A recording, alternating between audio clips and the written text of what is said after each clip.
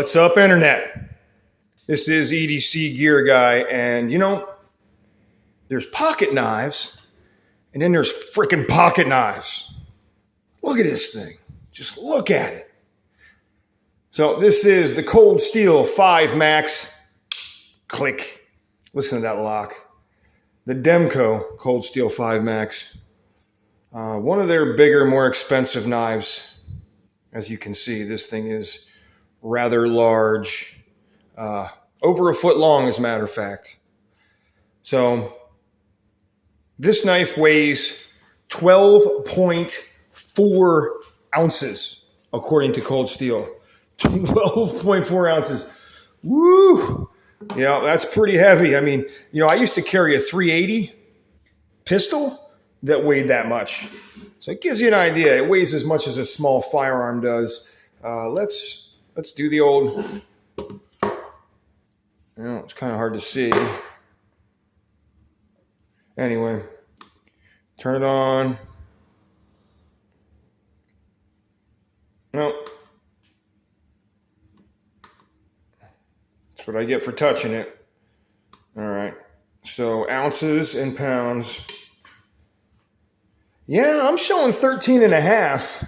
Granted, I do have this little snaggletooth on it, but I really don't think that snaggletooth is going to add an ounce plus. It's made out of aluminum.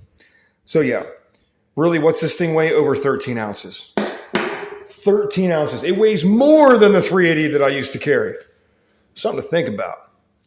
The blade shape is very much a Demco drop point. Just to give you an idea, 8015 Andrew Demco design. Look familiar?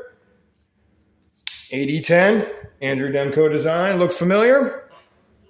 And of course, you have the little brother of this knife, the 4MAX, also an Andrew Demco design.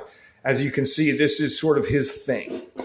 At least with his Cold Steel collaborations, this drop point is very much an Andrew Demco drop point. So the blade thickness is 4.8 millimeters, so it's just shy of 5 millimeters. So it's a pretty hefty, thick blade. And it is made from Cold Steel's very excellent CPM S35 VN steel. They do a really good job. I don't know what kind of magic they're doing with their S35, but it is really good stuff.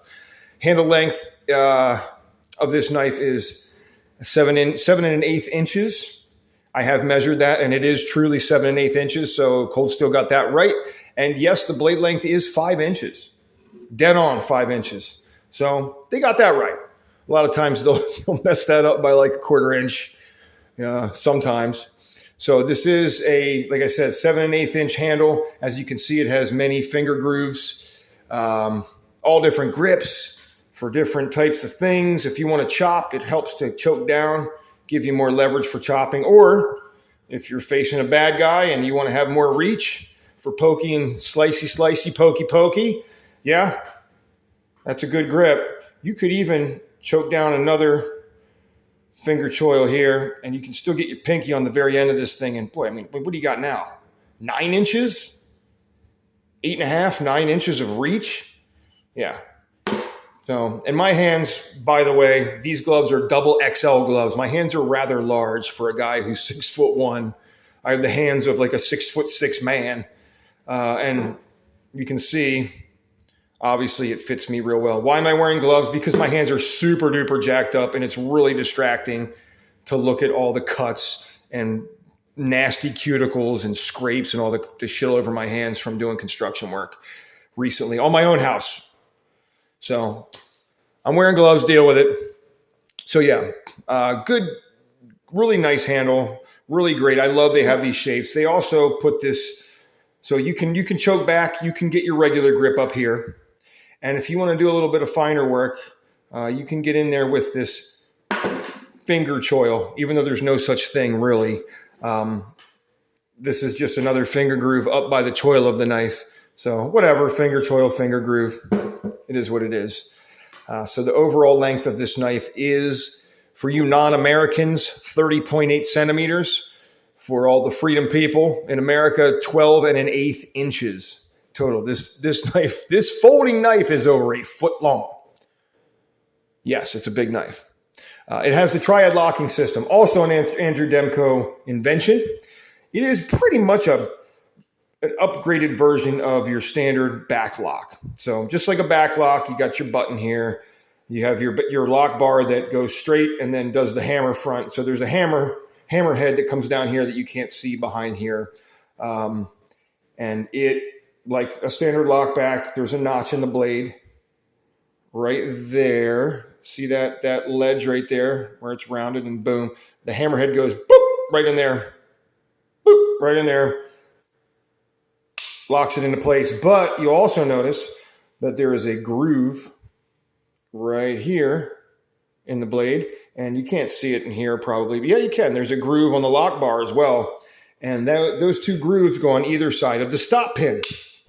What this does creates a tremendously strong locking system that is really unrivaled by any other lock. I guess the Atlas lock, the newer cold steel Atlas lock, is supposedly can hold more weight, but I have seen videos of people getting it to fail just through like shock treatments, hitting the ass end of certain knives, and because it's spring loaded backward and forward, getting it to come back enough to release the blade. You won't have that issue with this.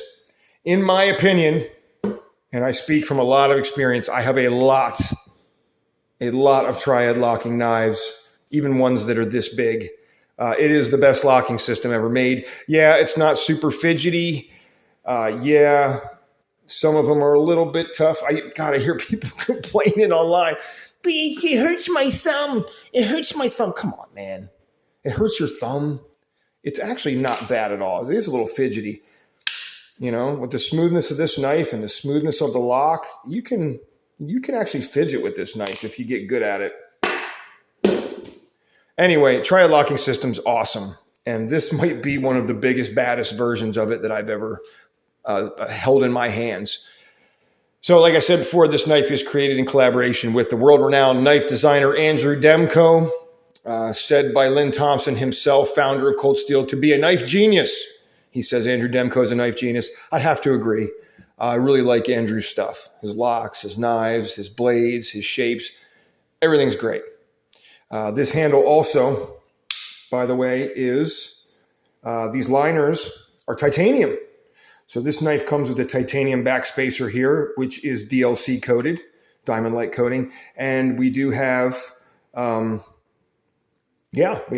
titanium liners. So this, basically how this lock system works, the shock, the pressure gets magnified, not the pressure itself, but the ability to hold the pressure and shock gets magnified by the fact that these are both hugging this lock bar,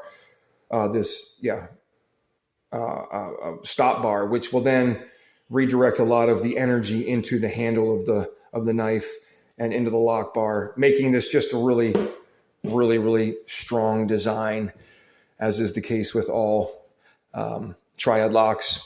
But this one, probably a little more than usual. It's got rather decently thick G10 scales and titanium liners. Titanium is known to be a rather strong metal and lightweight, of course. Between the two, you've got you got a knife you can't bend, you can't move it. It's just a real tough locking system overall. Basically, this knife is a 4-max with a longer blade and more reach, but more or less same materials, same design. You get more finger grooves here. You don't have as many options. This is your option. You get black blade and green handle. That's it. That's what you get. There's no other options. I would love if they would have gave me the option for the 5-max to have this same stone-washed, just classic stainless, just steel color, right? Regular old steel with the stonewash is my favorite. It doesn't leave fingerprints real easy. It's really tough against scratches and abrasions. Just a really awesome thing. But this is Cold Steel's DLC coating, which is the best of all DLC coatings, in my opinion. But I'm right about that. So if you disagree with me, you're wrong. And I do, if I'm going to have a DLC coated blade, yes, give me stonewash like this. This is my favorite black blade. A stonewash black blade is the way to go. I wish they would do all of their black blades this way. That being said, I'd rather just have it like this. But it's not an option. It's just the way it is. This knife is made in Taiwan. as you can see here. There it is, SV35 or S35VN, Taiwan. Taiwan is one of the premier knife makers, in my opinion, as far as production knives. This knife was some years back made in Italy and also in the United States. And both of those versions did have different colored handles and more options for the blades, but they had problems. Just like other Italian-made cold steels and certain other U.S.-made knives, they just had issues that the Taiwanese knives don't have. Grittiness in the action. I mean, this thing came out of the box just smooth, drop shut, awesome. No lock stick. You get lock stick in the Italian version, I hear. Same with the American version. You have just issues. Dirty washers. You take them apart and polish the washers yourself and clean them. All the shit I didn't have to worry about with this knife. So the Italian versions and the American versions are going for a small fortune at this point too. If they're pretty much in mint condition, you'd be paying $700 to $800. In used condition and with obvious use on the knives, they go for pretty much no less than $500. So yeah, this knife selling right now about $350, I'd say, is the average price. So kind of a deal if you look at it that way, but expensive. What are the competitive options? Well, first of all, this is possibly the strongest and most beastly of all production folding knives. So what are the competitive options? There really isn't any. Really, the only competitive options are other cold steels. And I'm going to say the Formax is the number one competitive option because it's the same knife, it's just smaller. But is it really? If it's smaller, if it's that much smaller, I don't know. I mean, in my mind, there's no competition. I do like the looks of these scales better. I do like like I said, the stonewash blade better. But the 5 Max, I mean, it's just bigger, so it kind of shits all over the 4 Max in that regard. I don't know, maybe the Raja 2. I'm saying this mostly because of the handle. I mean, the Raja altogether is just a bigger knife, a longer knife. It's not as heavy, I'll tell you that much. Is it? Well, no, I don't think it is. Also, really smooth, really nice drop shut kind of knife, by the way. But Grivery, aka plastic handles. So no, is it competitive? Not really. No, the 5 Max stands alone, in my opinion. The 5 Max stands alone. No competitive options. Just knives that can do sort of the same things with less material or less quality materials. So let's go over the things, the pros and cons of this knife. Let's start with my dislikes first. The knife is heavy, right? 13 plus ounces. Yeah, that's heavy. But that's also one of the things I like too. The weight makes it, not the easiest to carry. But if you're not rolling with a gun that day, or if you're carrying a lightweight gun on your right side, which is the same side that I will always carry this knife, my right side being right-handed, it's not a big deal. It's just fine. I can do it. I've done it in shorts. I did it last week, 3 different days, and over the weekend too. The G10 scales, what else? Other issues with this knife, the G10 scales have no other color options. They are nice, but they give no added texture to your grip other than just the magic of G10 itself, which even when G10 is smooth, when you push into G10, when you put some pressure on it, it has this magic way of just creating grip, especially if your hands are sweaty or oily. It almost gets more grippy, in my opinion. That's how I've always felt. Micarta too, but G10 is obviously stronger than Micarta.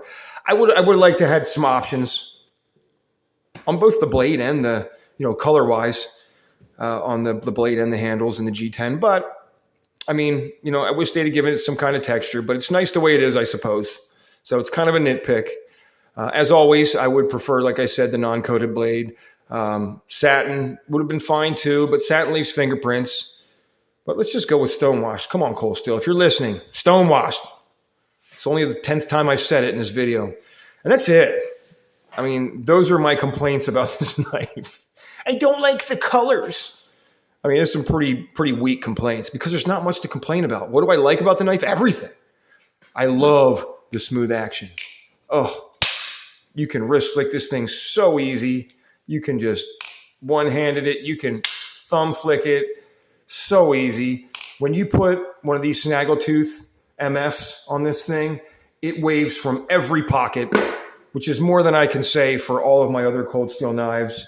Some of them, like the Mayhem, also will wave from any pocket, just like this one will. Shorts, basketball shorts, sweatpants, jeans, cargo pants, cargo shorts, even the 511 pants with that sort of weird angle on the side pockets. So it's actually made for pocket knives. It'll wave out of them, no problem. So this between the smooth action, the ability to wave this thing with it should have came with the thumb plate. Why the hell didn't they put a wave feature built in? But they didn't, so it is what it is. So you got to go spend $20 to get one of these, and it's worth it. I love the smooth action of this knife. I love the smooth action. The lock is not too difficult. A lot of people complain about it. I disagree. Nothing but smooth. What else do I like about this knife? It's big and strong, right? It is certainly big and strong. It feels, and in fact is, incredibly solid. The 5 Max, just incredibly solid. I obviously love the Triad locking system, as you know. Hands down, the strongest, best folding lock ever made. I like the volcano-shaped thumb studs. Let's see if we can see them here. See that thumb stud? How it's kind of a volcano shape. I think that's what they call them. Sort of a cone with the point cut off the top. Very comfy on the thumb, those kind of thumb studs. They're my favorite. I love the thick blade, the thick and very usefully shaped drop point blade. In my opinion, the best shaper overall for being well-rounded for most tasks. And of course, I love the fact that it's made from their S35VN steel. Also very well-rounded for what it is. And you know, I didn't say it before, but S35VN is underrated in my opinion, especially with the way that cold steel heat treats it. So what are the real life applications of this knife? What is as Nothing Fancy would say, what's the philosophy of use for this knife? Well, I'd say there's a lot of them, depending on who you are. My real life applications for this knife, first and foremost, is going to be, for most people, this is an incredible work knife. It's just a great work knife. Look at it. Just look at it. I mean, if you work on, let's say you work on an oil rig out in the middle of nowhere, or a natural gas rig, a frack rig, you're a logger, you're a lumberjack, this is the kind of knife you're going to want in your pocket, man. You know, something like this or this. A 4 Max would be great for that, but you know what? 5 Max would be better because let's just face it, bigger is better. Size matters. No matter what your girlfriend tells you, size matters. Sorry. Bigger is better. You're beat if you got the little guy. So you want the big guy with you, the 5 Max. It's a good work knife. Not just that. I mean, other jobs too. Construction. You know, I used to work construction many years of my life, and it's why I'm wearing gloves right now. So you guys don't have to look at my disgusting construction hands, but how many times when you're a construction worker do you not have a specific tool on you that you need that, you know, your pocket knife can sort of fit that need at the moment? And how many knives have you jacked up doing that? Yeah, this knife's not going to get jacked up quite as easy. It's going to be a lot better for that. More philosophies of use, more real life applications. Hunting knife. Yeah, this would be a hell of a hunting knife. Razor sharp. This came razor sharp out of the box. And I even decided for some stupid reason to touch it up and make it even more razor sharp. This thing is dangerous sharp. You would not want to close this thing on your fingers. You might actually lose a finger with the weight of this blade and the sharpness I got going on. But yeah, good hunting knife. It's going to cut right through tendons and cartilage and all that. You could use this swedge up here to crack bones, which also means it would be a great butcher knife. So this would make a great butcher/kitchen knife. It really, how do I know? Because I've used it for that. It's one of the few things I've used this knife for: cutting meats and cutting through tough organic materials. The fact that it's good at that also means that it would make a great self-defense knife. Being that, you know, bad guys are made of meat and tendons and bones, I could see this being a good choice. Not to mention, I showed you, the different handle grips. I mean, look at the reach. And look, Lynn Thompson, I know he's a controversial figure, but he's a trained knife fighter, and he says, I'm not a knife fighter. I know the basics, but he says something that rings true to me, and that is stabbing is your last resort in a knife fight. Because when you stab, there's your arm, open for cuts, open for slashes, open for whatever. You're getting closer to the person. You're making it more difficult for you to move side to side. Whereas a slash, you can move side to side while you're slashing. It's faster. It doesn't expose you as much. Knife fighting is a slashing business. That's why karambits are the way they are. They're made to slash and slash deep. This knife, with the weight, with the sharpness, with the good steel, this thing would cut so deep. It would be really awesome if there was an option to have this thing fully serrated. It would be kind of silly, but not really. Make a good work knife serrated as well. But yeah, this knife's going to be a good self-defense knife. And in fact, that is what I carry it for. It's the only thing I carry it for. I've used it to cut meat once while I was cooking and as a self-defense knife. So yeah, it's going to do well for that, especially with this wave feature here that I put on it. Now, what else? Okay, this would be a pretty awesome EDC knife for extremely hardcore people. I mean, if you're super hardcore, then yeah, carry this as your EDC knife. I mean, nobody's going to argue with you that it's not an awesome knife that you're using, and it could pretty much do anything. I guarantee you could open packages with this. You could scrape paint off your windows. You could open envelopes if you really had to. You could do anything with this knife. This is an everything knife. So yeah, EDC for hardcore people. Camping knife.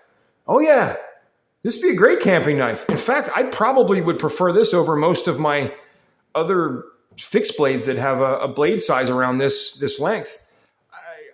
Next time I go camping, I will probably take this with me, and I will probably use the hell out of it camping.